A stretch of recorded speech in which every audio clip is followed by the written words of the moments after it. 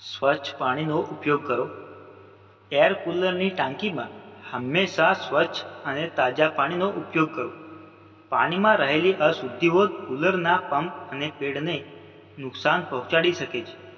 અઠવાડિયામાં ઓછામાં ઓછા 2 વાર ટાંકી ખાલી કરો અને તેને સ્વચ્છ પાણીથી ભરો. તેનાથી પાણી તો તાજું રહેશે જ, પરંતુ બેક્ટેરિયાનો વિકાસ પણ અટકશે. કુલિંગ પેડ્સની સફાઈ. કુલિંગ પેડ્સ એ એર કૂલરના સૌથી મહત્વપૂર્ણ ભાગોમાંનું એક છે. તેમને સ્વચ્છ રાખવું ખૂબ જ મહત્વપૂર્ણ છે, કારણ કે તેઓ હવાને ઠંડુ રાખવામાં મદદ કરે છે. પેડને દૂર કરો, તેને સ્વચ્છ પાણીથી ધોઈ લો અને તડકામાં સૂકવો. જો પેડ્સ ખૂબ જ ગંદા અથવા ઘાટવાળા હોય તો તેને બદલો. નિયમિત સફાઈ કરવાથી પેડ્સની કાર્યક્ષમતા વધે છે, જેનાથી હવાને ઠંડુ રાખવામાં સરળતા રહે છે. પાણીના પંપનું નિરીક્ષણ અને સફાઈ. વોટર પંપ એ એર કૂલરનો બીજો મહત્વપૂર્ણ ભાગ છે, જે પેડ્સને પાણી પૂરું પાડે છે. નિયમિત અંતરાલે પંપ તપાસો અને ખાતરી કરો કે તે યોગ્ય રીતે કામ કરી રહ્યું છે. જો પંપમાં કોઈ અવરોધ હોય તો તેને રિપેર કરો.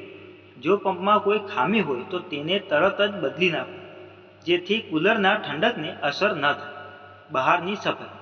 એર કૂલરની બાહ્ય સફાઈ ખૂબ જ મહત્વપૂર્ણ છે. કૂલરના બાહ્ય ભાગોને ભીના કપડાથી સાફ કરો.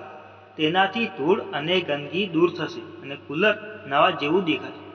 બહારની સફાઈ કરતી વખતે કૂલરના વેન્ટ્સ અને અન્ય ખુલ્લા ભાગોમાં પાણી ન જાય તેનું ધ્યાન રાખો, કારણ કે તેનાથી શોર્ટ સર્કિટ થઈ શકે છે. જો લોખંડના કૂલરને કાટ લાગી જાય તો તમે તેને પેઇન્ટ કરીને સુંદર બનાવી શકો છો.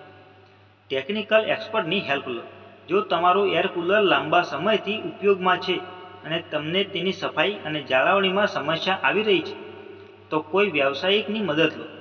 ટેકનિકલ નિષ્ણાતો કૂલરને યોગ્ય રીતે સાફ અને સર્વિસ કરી શકે છે, જેનાથી તેની કાર્યક્ષમતા જળવાઈ શકાય છે અને તેનું આયુષ્ય પણ વધે છે.